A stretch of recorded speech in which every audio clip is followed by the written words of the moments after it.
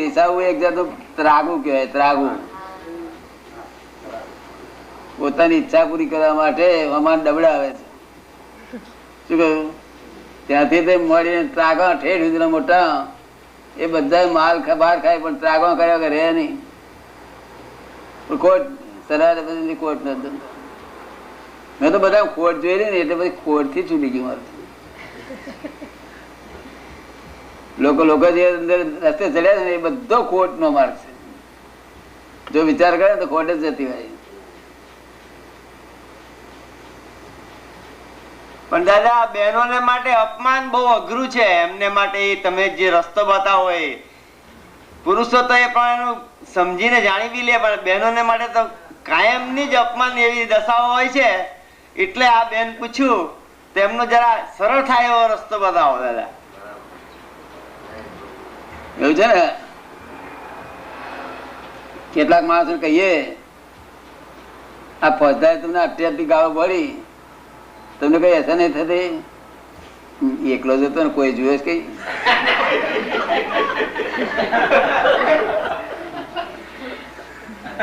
એ અપમાન તો સહન કરી શકે એવા છે, પણ આ બધા જુએ છે એટલે નહીં કરતો. સહન કરવાની શક્તિ તો છે, આ બધા જુએ છે ને એટલે નહીં કરી શકતો. સમજ ને? તો આ બધા જુએ છે તે કોણ છે? આ તો અપમાનો ખાઈ ખાઈ અને ઘરમાંથી રડીને બહાર મોડું ધોઈને બહાર નીકળે.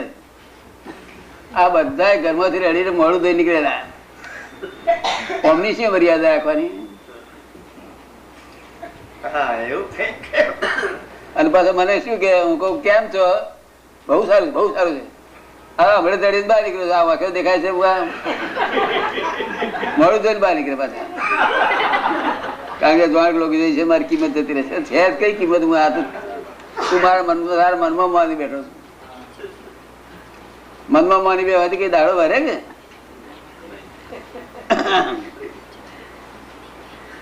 એટલે આ ખોટે બધી ખાય છે. સેફ સાઈડ માર ખોરી કાઢ્યો મેં. Safe side. જો કે બીજાના અનુભવો નો આધાર લીધેલો, શાસ્ત્રો ના અનુભવ નો, પણ સેફ સાઈડ માર્ક ખોરી કાઢ્યો. બિલકુલ સેફ, ક્વાઇટ સેફ. ભગવાન પણ ઉપરી નહીં એવો સેફ સાઈડ માર્ક ખોરી કાઢેલો. કોઈ ઉપરી જ નહીં. જો દર અસલ ખુબારી બેહું છું ને, 89 વર્ષે દર્શન કુમારી બેહું છું ને, કોના બાપ નો ભાઈ છે મને? Nobody is superior to me.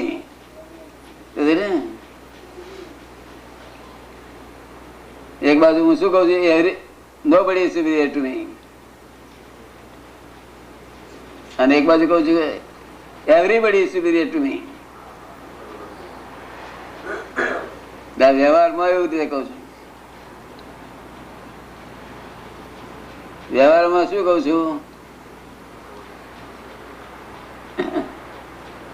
કે લઘુત્તમ કઉ છું, અને ખરી રીતે હું ગુરુત્તમ છું.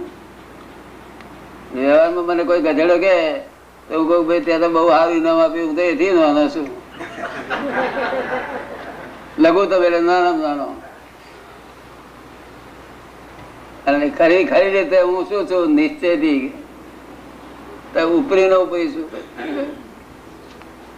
એટલે ગુરુત્તમ લઘુત્તમ બે દ્રષ્ટિએ છું.